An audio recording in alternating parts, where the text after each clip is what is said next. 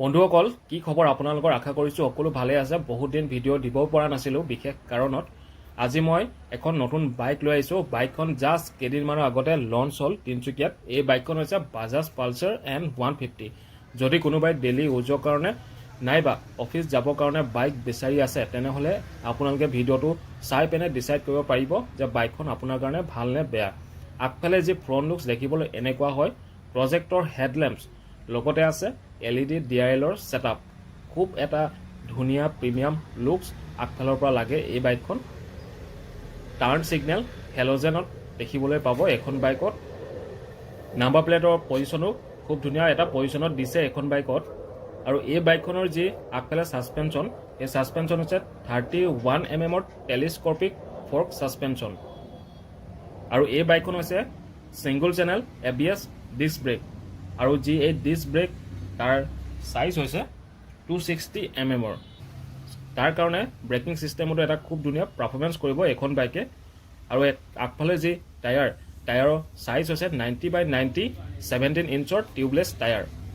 বাইকখনৰ সিসি হৈছে 150 সিসি 2 ভালভৰ হয় air cooled fuel injected engine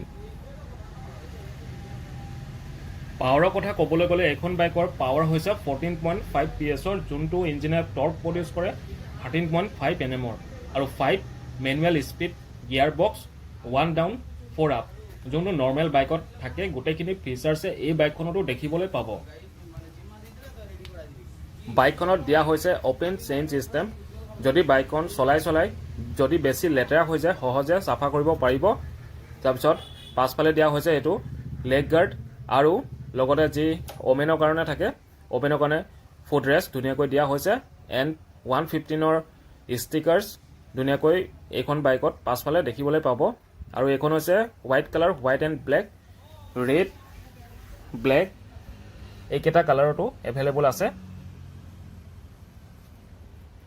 বাইকখনৰ পাছফালৰ লুকছ দেখাত এনেকুৱা হয় পাছফালে থাকিব LED টেইল লাইটছ আৰু পাছফালে দিয়া হৈছে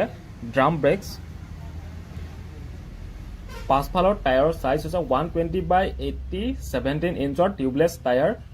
আৰু এটা মই নতুন বস্তু দেখিলো বাইকখনত আন্ডাৰ বেলি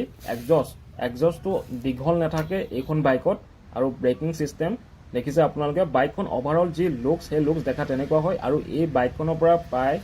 45 to 50 কিলোমিটাৰ আপোনালোকে এভাৰেজ পাব 165 mm হৈছে এই বাইকখনৰ গ্ৰাউণ্ড ক্লিয়াৰেন্স আৰু টোটেল বাইকখনৰ weight হৈছে 145 kg